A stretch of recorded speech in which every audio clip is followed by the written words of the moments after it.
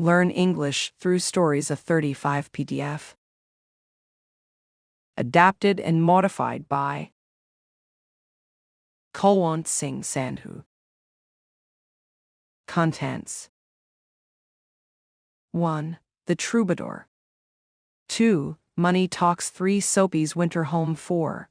Story of Adjectives. 3. 5 Dialogues. 6. Picture dictionary page. 1. The Troubadour. Sam Galloway is a troubadour.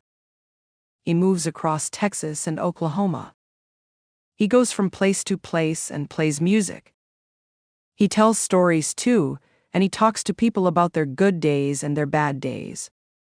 The ranchers, farmers, and their families like listening to him, and Sam gets a bed and food and drink for his work. On this hot summer day, we are at the Meridew Ranch farm in Texas.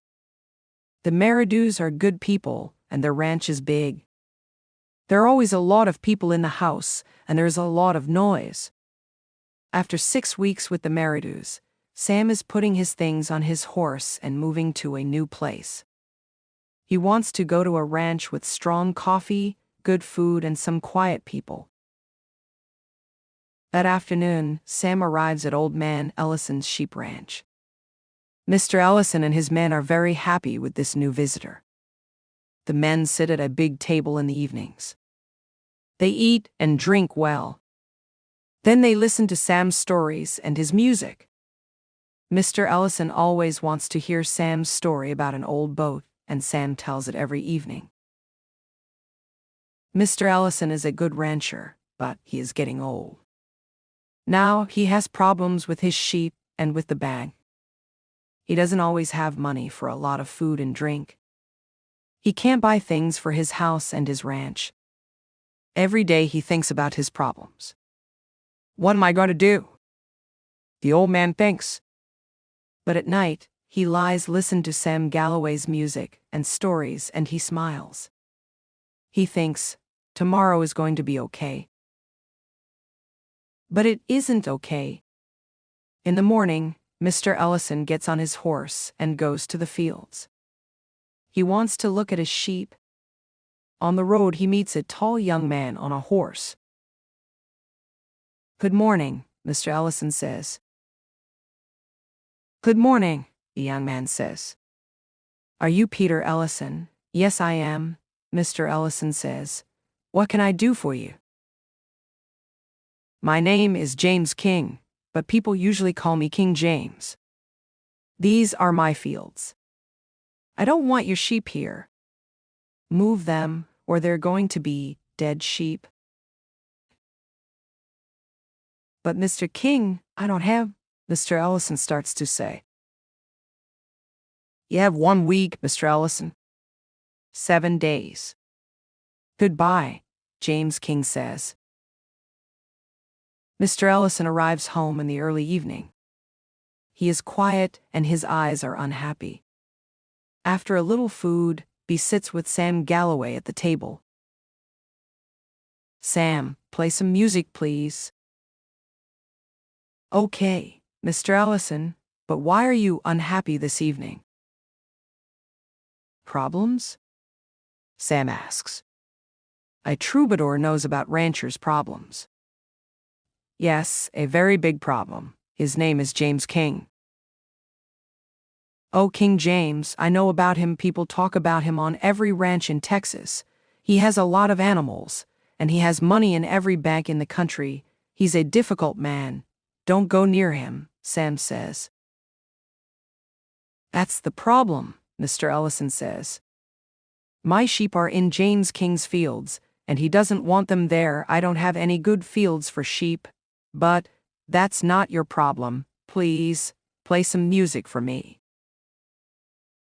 Sam plays his music, but he watches the old man. King James is going to be a big problem for old Mr. Ellison. In the morning, Mr. Ellison goes to the store and to the bank. He is looking for an answer to his problems. He talks to some ranchers, but he can't find an answer. In the afternoon, Mr. Ellison is looking at his sheep. Suddenly King James comes across the field to him. "Good afternoon, Miss Allison," the young man says. "I want to talk to you, it's important." "I'm sorry, Mr. King. I don't have a place for my sheep. I'm looking for a new field for them." Mr. Allison says, "I don't want to talk about the sheep. I have some questions for you. First, are you from Jackson, Mississippi?" "Yes, I lived there for 21 years, Mr. Allison answers. "Do you know the Reeves family in Jackson?" Mr. King asks. "Yes, I do. Mrs. Caroline Reeves was my only sister." "Mr. Allison, please, listen to my story. I can remember an important day in 1902. It's a cold winter day, and I am only 15 years old. I arrive in Jackson with no family, no food, and no money. Mrs. Caroline Reeves sees me on the street and takes me to her house. She gives me food, a heavy coat, and good shoes. Then she finds a job for me at the Jackson Hotel, and every Sunday for 5 years I go to her house. She is my friend and my family. In 1907, I have some money in the bank. I talk to Mrs. Reeves about my plans. She listens and she gives me some money and a gold watch. I say goodbye and then I go to Texas. I buy my first field and 4 sheep. Today, I have a lot of fields and a lot of sheep because Mrs. Caroline Reeves was good to me one day in 1902. I want to be good to you, too. I have a lot of fields. Your sheep can stay here. And, do you have any problems with money?" King James asks. The old man tells the young man about his problems with the bank and with the ranch. "You aren't going to have any problems after today. I'm going to put $2,000 in the bank for you tomorrow morning. I'm going to talk to Mr. Brooks at the store. Buy the things for your house and your ranch. I'm going to give Mr. Brooks the money for them. You're Mrs. Caroline Reeves's brother." "That's very special to me," King James says. Mr. Ellison goes back to his ranch with a smile on his face. He wants to hear some music, but Sam Galloway isn't in the house. In the evening, Mr. Ellison is drinking coffee at the table. The door opens and Sam walks in. "Hello, Sam," Mr. Ellison says. "You're very late. Did you go to Frio for the sleigh? Play some music for me, please. I'm a happy man and tomorrow is going to be a new day." But Sam doesn't play any music that night. He sits at the table and looks at Mr. Ellison. "I went to Frio, and one looked for King James. I had your big knife in my coat. He was in the hotel behind the theater. His hand moved to his knife, but I was quick. You aren't going to have any problems with him tomorrow. He's dead," Sam says. Mr. Ellison is quiet. Then he looks at Sam and says, "Can you play some music now? I can't understand things this evening. Maybe tomorrow." 2 Money Talks. Number 24 Park Street is a big, expensive house. Old Mr. Anthony Rockwall lives there. He worked for many years, and now he has a lot of money. He is old and he doesn't work. A man drives his car for him. A woman makes his food. A boy brings the newspaper to him. Mr. Rockwall sits in his big chair and smiles. He is a happy man. Mr. Rockwall calls his son, "Richard, come here, I want to talk to you." Mr. Rockwall's son comes in and sits down. He is a quiet young man of 21. "Yes, father." "Richard, the men on this street are gentlemen. They come from good families and have a lot of money. We aren't a famous old family, but we have a lot of money. My money makes you a gentleman too. Money can open a lot of doors for you," Mr. Rockwall says with a smile. It can open some doors, Father, but not every door, Richard says. My son, don't say that. We have no problems. Ask people on the street. Ask your friends. What door doesn't open with money? Mr. Rockwall asks.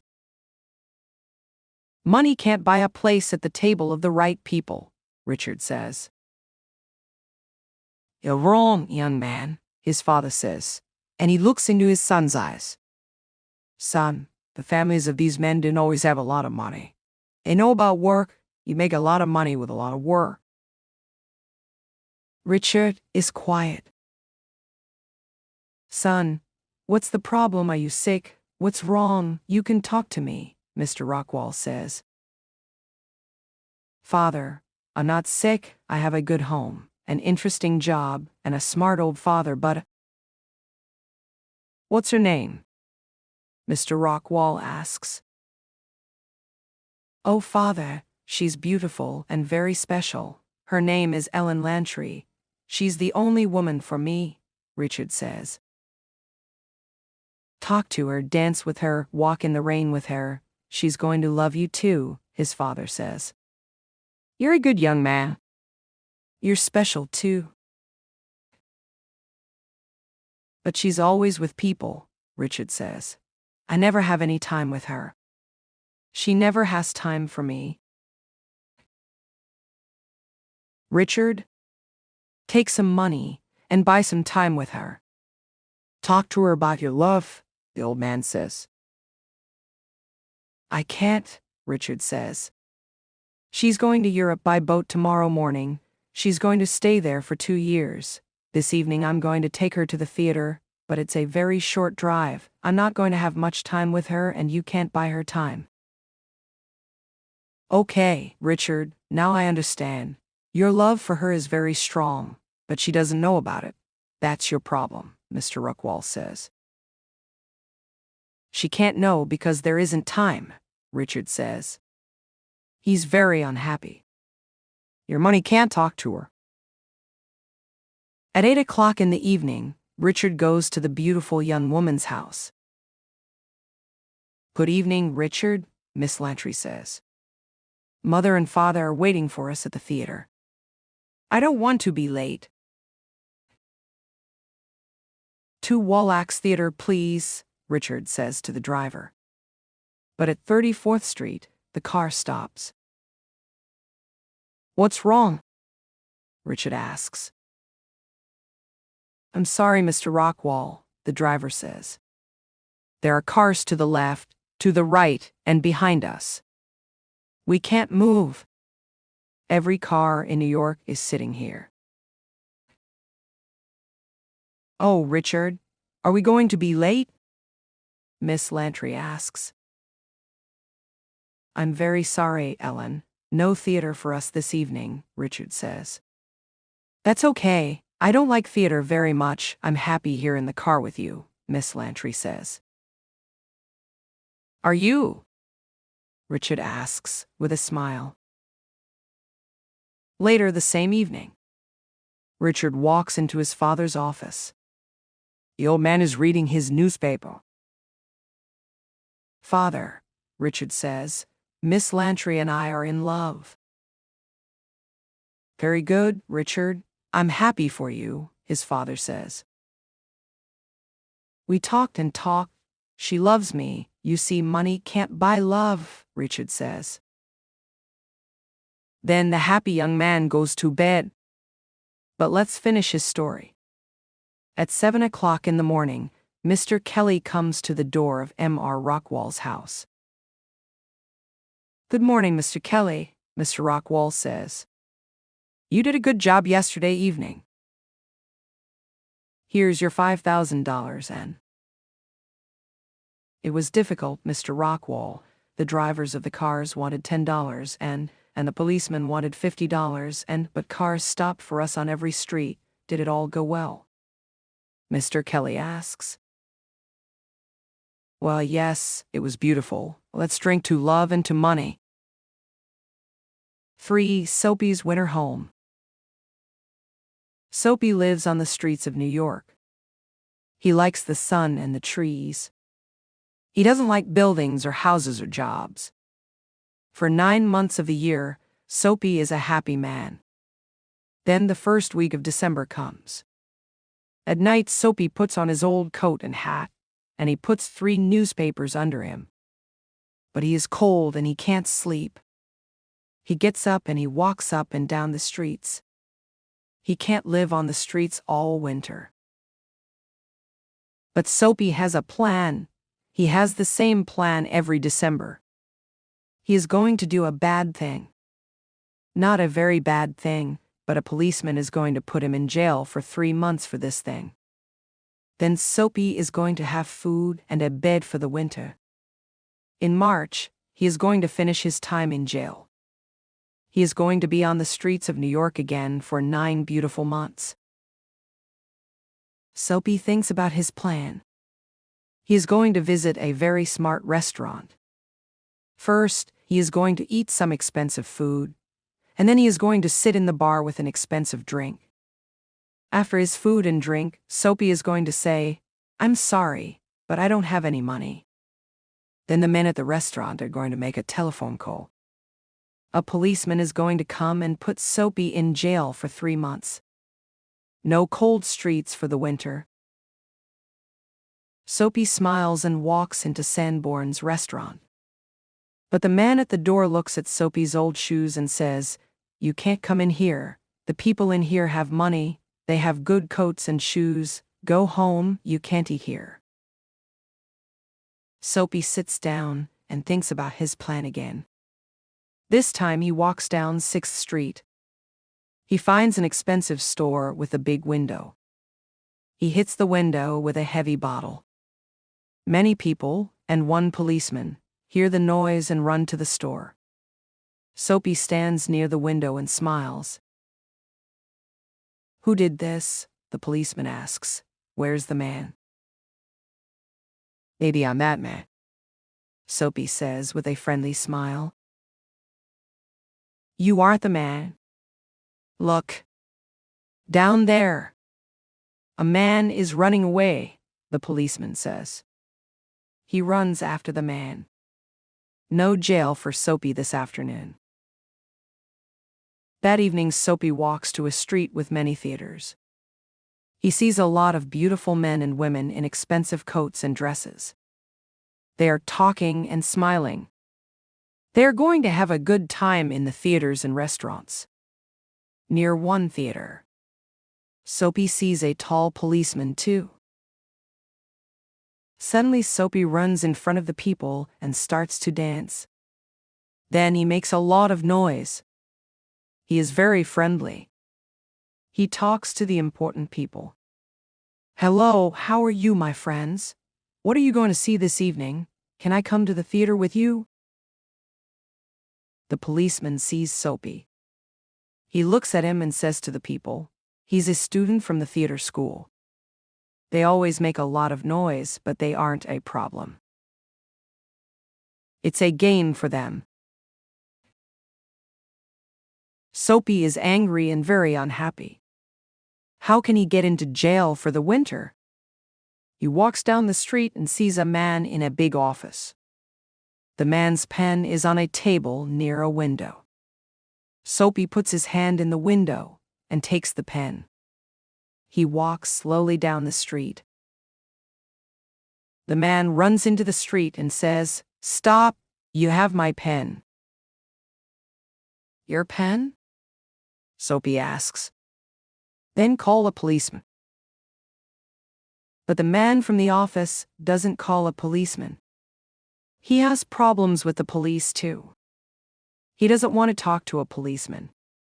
"Maybe it is your pen," the man says to Soapy. "Goodbye."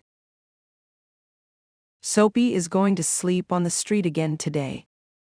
He sits down and makes a new plan. Maybe he can get a job.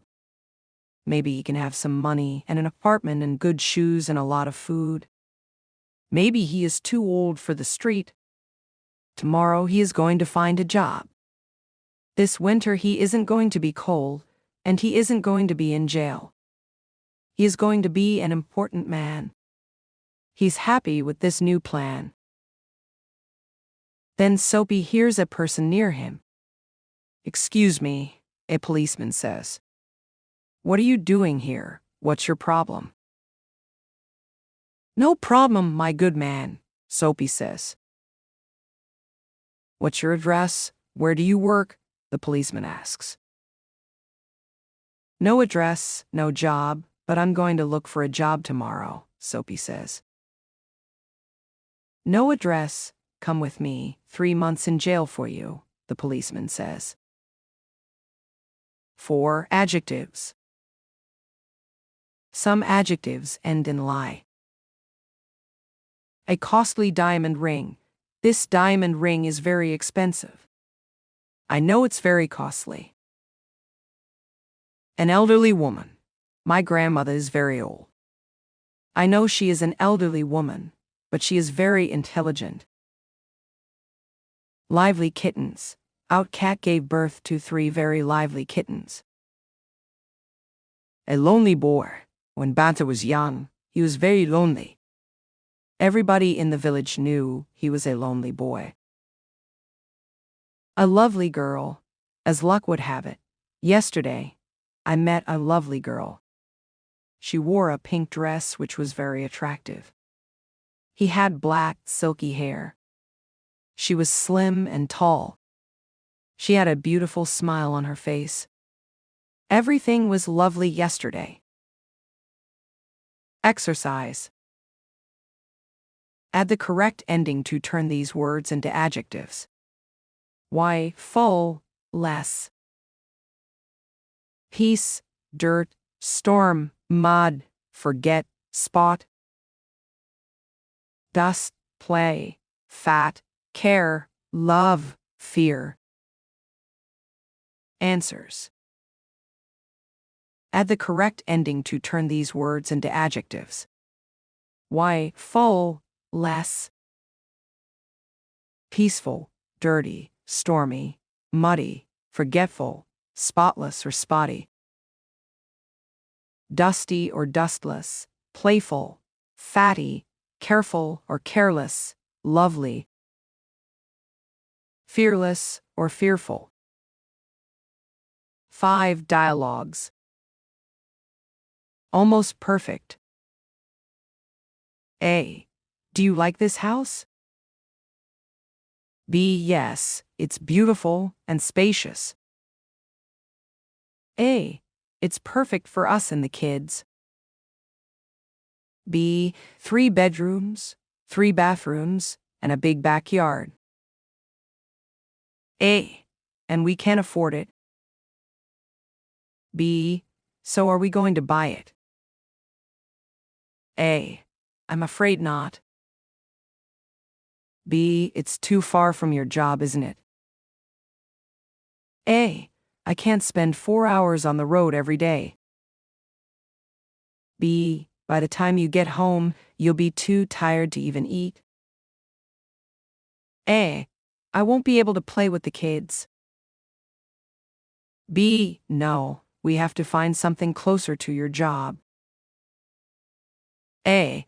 But all the houses near my work are small and dirty. B. We can always do it up. And we can build an extension on the back. 6. Picture dictionary page.